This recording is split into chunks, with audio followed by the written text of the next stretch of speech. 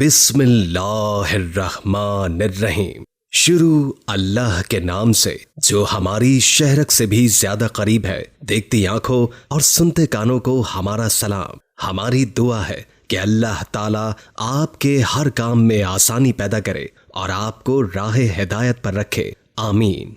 आज हम आपकी खिदमत में मालूमात से भरपूर वीडियो लेकर आए हैं। आज हम आपको बताएंगे एक जालिम बाप और उसकी बेटी की कहानी, इसलिए वीडियो को आखिर तक जरूर देखिएगा। बयान किया जाता है कि पहले जमाने में एक गांव था जो कि ऊंचे पहाड़ों पर था और उस गांव की ज्यादातर आबादी यहूदियों की थी और वहां यहूदी रहते थे। उस गांव के पास एक बहुत बड़ा घना जंगल था जहां खतरनाक दरिंदे रहा करते थे। गांव में एक लड़की अपने बाप के साथ रहती थी। वो बाप अपनी बेटी पर जुल्म करता था क्योंकि उस गांव का रिवाज था कि वहां बेटियों से बहुत ज्यादा नफरत की जाती थी। सबसे बड़ी बात यह थी कि उस लड़की की मां नहीं थी। वो बेचारी अपने घर के काम किया करती थी और खेतों की देखभाल करती। इसके अलावा उसके पास बकरियां भी थी जिनको चराने के लिए वो पहाड़ों पर ले जाया करती थी। एक दिन वो बकरियों के साथ पहाड़ पर गई। उसने बकरियों को चराने के लिए छोड़ दिया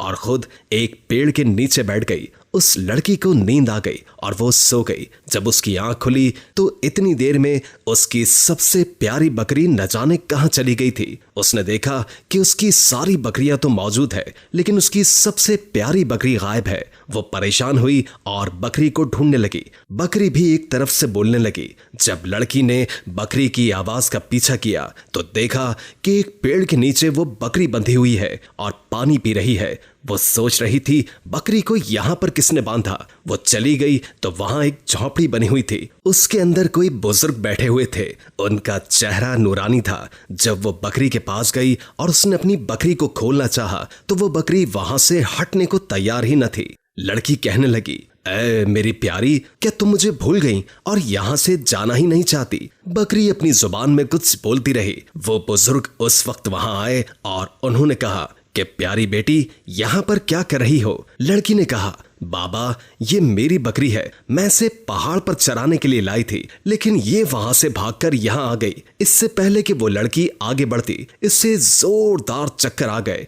गर्मी का मौसम था और उसे सांस लेने में दुश्वारी हो रही थी। जब वो बेहतर महसूस करने लगी तो बाबा ने कहा, बेटी लगता है कि तुम बहुत मेहनत करती हो। उसने मुस्कुराकर कहा कि बताओ बेटी तुम्हें क्या चाहिए? उसने कहा, काश बादल आ जाए और ठंडी ठंडी हवाएं चलने लगे और मौसम अच्छा हो जाए। वो दरवेश कहने लगा, अगर यही बात है तो तुम्हारी फरमाइश अभी पूरी किए देते हैं। इसके बाद उन्होंने वजू किया और दोनों हाथों को बुलंद कर दिया और अपनी जुबान में कुछ मांगने लगे। लड़की ने गौर से सुना तो वो कह रहे थे, या अल्लाह पाक हमारे इस बंदे की दुआ को कबूल कर ले। अल्लाह पाक हमारी सुन ले। वो बाबा दुआ करते जा रहे थे और रोते जाते थे। पहले इनकी पलकें भीगी हुई थी और फिर उनके मुंह से सिसकियों की आवाजें आने लगी। वो पूरी तरह गिड़गिड़ाकर अल्लाह ताला से दुआ मांग रहे थे और वो लड़की उनकी हालत देखकर परेशान हो रही थी और वो सोचने लगी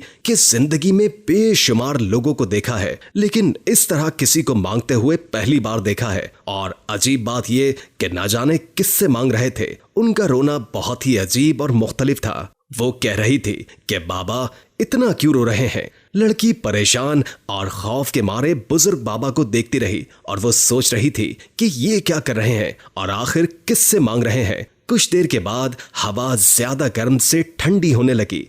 ऐसा लग रहा था कि कहीं पर बर्फ गिरी हुई हो। जंगल में हवा बढ़ती जा रही थी और फिर सुकून हो गया और आसमान पर बादल छा गए और बुजुर्ग ने एक बार फिर दुआ के लिए हाथ उठाए लेकिन इस बार वो अल्लाह का शुक्र अदा कर रहे थे। दुआ करने के बाद वो उठे और उस लड़की की तरफ मुंह करके बैठ गए। उनकी सफेद दाढ़ी आंसुओं से भरी हुई थी। उन्होंने हाथ में मौजूद रुमाल उठाया और दाढ़ी को साफ किया और कहने लगे, देख लो अल्लाह अपने किसी बंदे की बात को रद्द नहीं करता। लड़की कहने लगी, कौन? किसका रब? आप क्या कह रहे हैं? मुझे भी बताइए, गर्मी में ये मौसम कैसे हो गया और आप किस रब की बात कर रहे हैं? अल्लाह हवाले कहने लगे, मैं उसी की बात कर रहा हूँ जो रब वाहिद है। उसके सिवा कोई रब नहीं। वो एक है, उसके सिवा हम किसी की इबादत नहीं करते। और जो तुमने मुझे देखा मैं उठा और बैठा, वो नमाज पढ़ने का अंदाज था। मैं इबादत कर रहा था।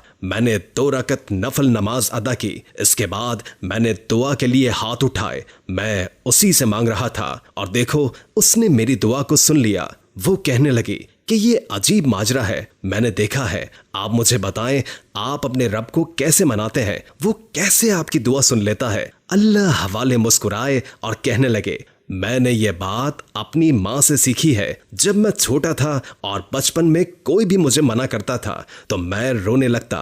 माँ से मेरा रोना बर्दाश्त नहीं होता था और वो तड़प जाती थी और मेरी हर ख्वाहिश पूरी कर देती और मुझे प्यार करती। मैं जो कहता हूँ वो करती। इसके बाद उन बुजुर्ग ने बताया कि अल्लाह ने मुझे हिदायत दी और मैं आलिम दीन के पास कुरान मजीद पढ़ने लगा। तुम्हें बता दूं कि कुरान मजीद हमारी मुकद्दस किताब है। जब मैं कुरान पढ़ने जाता हूं तो एक दिन मौलवी साहब ने फरमाया, अल्लाह एक इंसान से 70 माओं से ज्यादा प्यार करता है। बुजुर्ग कहने लगे कि वो दिन था और आज का दिन है। मैं रोता हूँ, गिड़गिड़ा कर मांगता हूँ तो मेरा अल्लाह जो मुझे 70 माओं से ज्यादा प्यार करता है वो मेरी हर जायज दुआ सुन लेता है। ये मेरा कमाल नहीं है बल्कि उसका कमाल है। लड़की कहने लगी, इसका मतलब है कि आप जिस रब को मानते हैं उसने पूरी दुनिया बनाई है। मुझे और आपको और मेरी बकरियों को भी उसी ने बनाया है। न सिर्फ चरिंद परिंद भी, चांद और सूरज, जमीन का जर्रा जर्रा उस अल्लाह ने बनाया है। बुजुर्ग ने कहा कि जहां जहां जाओगी बेटी हर जगह को बनाया है। लड़की कहने लगी, बाबा क्या आप मुझे कलमा पढ़ा सकते हैं? वही कलमा जिससे पढ़कर लोग मुसलमान होते हैं। बाबा ने कहा कि आओ मिलकर मेरे साथ वजू करो। उसने वजू किया। बाबा ने उसे पूरा तरीका बताया। फिर उसने बाबा के पास आकर कलमा पढ़ा और मुसलमान हो गई। बाबा ने इसे नमाज पढ़ने का तरीका भी बताया है। वो लड़की बहुत खुश थी। उसे ऐसा लग रहा था कि उसने सब कुछ पा लिया है। लेकिन जहां पर वो खुश थी घर पर उसका बाप एक डंडा लिए उसका इंतजार कर रहा था। लड़की ने अपनी बकरियों को लिया और घर पर आ गई। बाप ने पूछा कि तुम कहां से आ रही हो? अप्पा जंगल में बकरियां चली गई थीं तो उनको ढूंढ कर लाई। बाप बेटी के करीब आया और दूर से उसको मारने लगा। जब बेटी को मारता बेटी तड़पती और उसका बाप उसे और ज्यादा मारता। जालिम उसे मारता ही जा रहा था।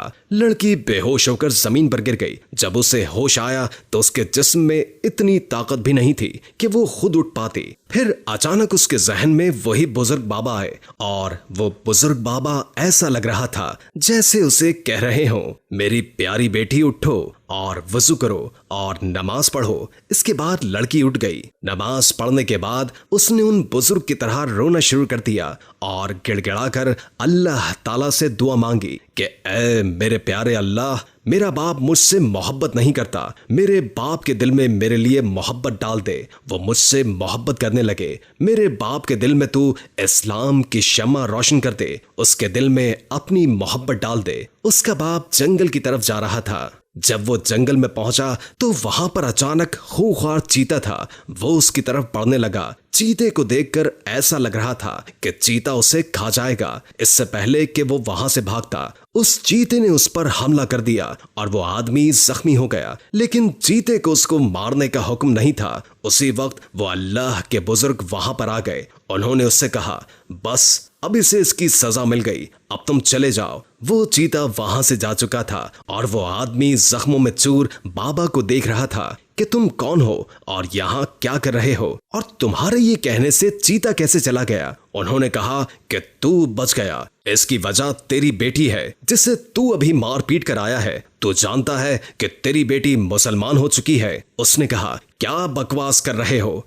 मैं कोई बकवास नहीं कर रहा। उस बेटी की वजह से आज तुम बच गए हो। अगर आज तुम ये बात ना मानते दोबारा उसी चीते को बुला लेता हूँ, वो तुम्हारा काम तमाम कर देगा। बुजुर्ग ने उसको इशारा किया जो थोड़ी देर पहले जा चुका था। वो दोबारा आ गया। वो आदमी बचाओ बचाओ की आवाज लगा रहा था और कह रहा था कि मैंने मान लिया। तो उस बाबा ने कहा कि तुम अपनी बेटी पर जुल्म करोगे, उसे मारोगे?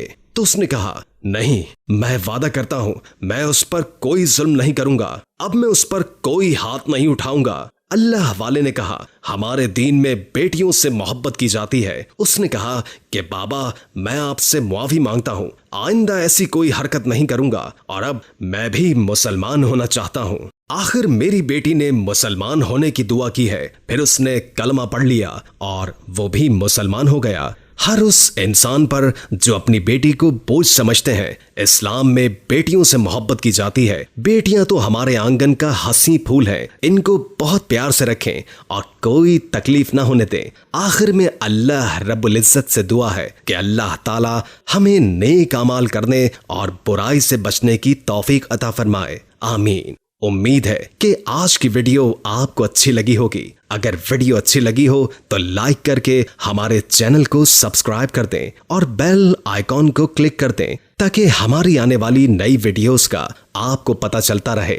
हमने पूरी कोशिश की जितना इल्म हम आप तक पहुंचा सकें हम पहुंचा दें। अगर जिंदगी रही तो एक और वीडियो के साथ इंशाअल्लाह हाजिर होंगे। अभी हमें इजाजत दीजिए। अल्लाह हाफिज।